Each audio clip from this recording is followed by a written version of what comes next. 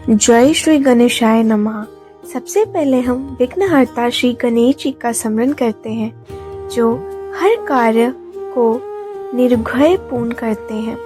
जिनकी कृपा से बुद्धि, विवेक और शुद्ध फल की प्राप्ति होती है। ओम श्री गणेशाय नमः। हे गणपति बापा, इस पावन कथा को सुनाने में कोई विघ्न ना आए और सभी भक्तों को सत्य, शांति और समृद्धि का वरदान मिले। मान्यता है कि जो भी श्रद्धा और नियम पूर्वक सत्यनारायण भगवान की कथा सुनता है, उसके जीवन से दरिद्रता दूर होती है, रोग और कष्ट समाप्त होते हैं, घर में सुख, शांति और धन वैभव आता है, मनोकामनाएं पूर्ण होती है। विशेष रूप से माघ मास में इस कथा का श्रवण और पूजन करने से हजारों गुना पुण्य फल प्राप्त होता है। माघ मास भगवान विष्णु का अत्यंत प्रिय मास है। इस समय कथा सुनने से पूर्वजों का आशीर्वाद और भगवान का विशेष कृपा प्राप्त होती है। यह कथा हमें सिखाता है कि अहंकार छोड़कर सत्य और भक्ति के मार्ग पर चलने से भगवान स्वयं हमारी रक्षा करते हैं। अब हम श्री सत्यनारायण भगवान की चौथी पावन कथा का श्रवण करते हैं। बोलिए जय श्री सत्यनारायण। श्री सूत ने कहा, वैश्य और उनके जमाई ने मंगलाचार करके यात्रा आरंभ की और अपने नगर की ओर चल पड़े। उनके थोड़ी दूर आगे बढ़ने पर दंडी वैश्यधारी श्री भगवान जी ने उनसे पूछा, है वैश्य, तेरी नाव में क्या है? अभिमानी वर्णिक हंसता हुए बोला, हे दंडी, आप क्यों पूछते हैं? क्या धन लेने की इच्छा है? मेरी नाव में तो बेल और पत्ते भरे हैं। वैश्य का कठोर वचन सुनकर दंडी रूप में भगवान जी ने कहा, तुम्हारा वचन सत्य है। ऐसा कहकर वे वहां से कुछ दूर जाकर समुद्र के किनारे बैठ गए।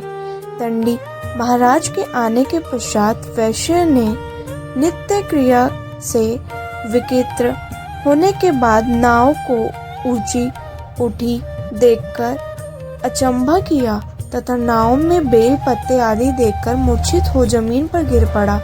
होश आने पर अत्यंत शोक प्रकट करने लगा। तब उसके जमाता ने कहा, आप शोक ना करें, यह दंडी महाराज का श्राप है। अंततः उनकी शरण में ही चलना चाहिए, तभी हमारी मनोकामनाएं पूरी होंगी। जमाता के वचन सुनकर दंडी महाराज के पास पहुंचा और भक्ति भाव से प्रणाम करके बोला, मैंने जो आपसे असत्य वचन कहे थे उसके लिए मुझे क्षमा करें। ऐसा कहकर वैश्य रोने लगा। तब दंडी भगवान बोले, है वर्णिक पुत्र, मेरी आज्ञा से तुझे बार बार दुख प्राप्त हुए हैं, तू मेरी पूजा से विमुख हुआ है। तब उसने कहा, हे भगवान, आपकी माया से ब्रह्मा आदि देवता भी आपके रूप को नहीं जान पाते, तब मैं अज्ञानी भला कैसे जान सकता हूँ? आप होइए, मैं अपनी सामर्थ्य के अनुसार आपकी पूजा करूँगा। मेरी रक्षा कीजिए और पहले के समान मेरी नौका को धन से भर दीजिए। उसके भक्ति युक्त वचन सुनकर भगवान जी प्रसन्न हो गए और उसकी इच्छा अनुसार वह देखकर अंत ध्यान हो गए। तब ससुर व जमाता दोनों ने नाव पर आकर देखा कि नाव धन से परिपूर्ण है। फिर वह भगवान सत्यनारायण जी का पूजन कर जमाता सहित अपने नगर को चला गया। जब वह अपने नगर के निकट पहुंचा, तब उसके एक दूत को अपने घर भेजा। दूत ने वैश्य के घर जाकर उसकी पत्नी को नमस्कार किया और कहा, आपके पति अपने दामाद सहित इस नगर के समीप आ गए हैं। लीलावती और उनकी कन्या कलावती उस समय भगवान का पूजन कर रही थी। दूत का वचन सुनकर साधु की पत्नी ने बड़े हर्ष के साथ सत्यदेव का पूजन पूर्ण किया और अपनी पुत्री से कहा, मैं अपने पति के दर्शन को जाती हूँ, तू भी कार्य पूर्ण कर शीघ्र आना। परंतु कलावती पूजन प्रसाद छोड़कर अपने पति के दर्शन के लिए चली गई, परंतु उसको पति का दर्शन प्राप्त नहीं हुआ। नौका को डूबा हुआ तथा कन्या को रोती हुई देख वैश्य दुखित हो बोली, हे प्रभु, मुझसे या मेरे परिवार से जो भूल हुई है उसे क्षमा करो। उसके दीन वचन सुनकर सत्यदेव भगवान प्रसन्न हो गए। आकाशवाणी हुई, हे वैश्य, तेरी कन्या प्रसाद छोड़कर आई है। उसका पति अदृश्य हुआ है। यदि वह घर जाकर प्रसाद खाकर लौटे तो उसका पति अवश्य मिलेगा। आकाशवाणी सुनकर कलावती ने घर पहुंची, पूजन कर प्रसाद खाया और फिर आकर अपने पति के दर्शन किए। तत्पश्चात वैश्य ने वही बांधवों सहित सत्यदेव का विधि पूर्वक पूजन किया। वह इस लोक का सुख भोगकर अंत में स्वर्ग लोक को गया। इस प्रकार श्री सत्यनारायण भगवान की चौथी पावन कथा श्रद्धा और विश्वास के साथ पूर्ण होती है। जो भक्त कथा सुनते हैं, आरती करते हैं और श्रद्धा से भगवान को स्मरण करते हैं, उन्हें जीवन में कभी अभाव नहीं होता। अगर आपको ये पावन कथा अच्छी लगी हो तो कृपया इसे लाइक करें ताकि भगवान की कृपा आप और आपके परिवार पे बनी रहे। आरती पाकर मन शुद्ध होता है, पाप नष्ट होते हैं और जीवन में सत्यनारायण भगवान की विशेष कृपा प्राप्त होती है। कहा जाता है कथा के साथ आरती करने से पूजा पूर्ण मानी जाती है। तो आइए भक्तों, अब श्री सत्यनारायण जी की पावन आरती शुरू करते हैं। ओम जय लक्ष्मी रमणा स्वामी, जय लक्ष्मी रमणा सत्यनारायण स्वामी, जन पातक हरणा। रत्न जड़ित सिंहासन, अद्भुत छवि राजे। नारद करत निरांजन, घंटाध्वनि बाजे। ओम जय लक्ष्मी रमणा स्वामी, जय लक्ष्मी रमणा सत्यनारायण स्वामी, जन पातक हरणा। प्रकट भये कलिकारण, ब्रिज को दर्श दियो। बूढ़ो ब्राह्मण बन कर, कंचन महल कियो।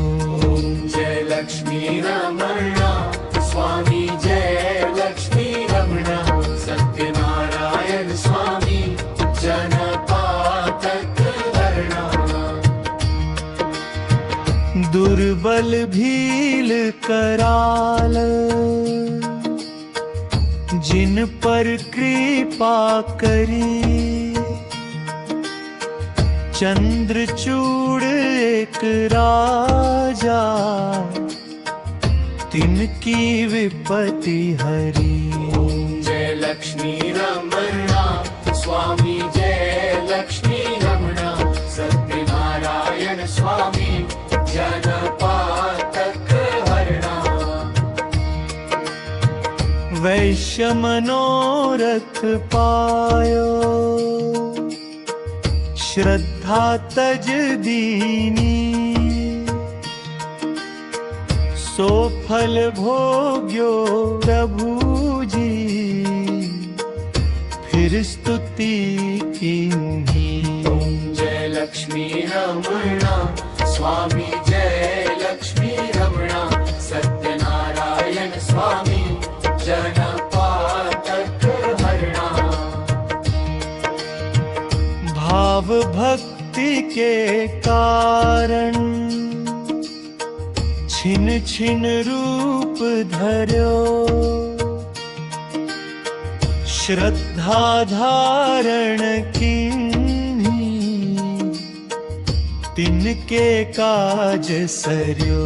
ओम जय लक्ष्मी रमणा स्वामी, जय लक्ष्मी रमणा सत्यनारायण स्वामी, जन पातक हरणा।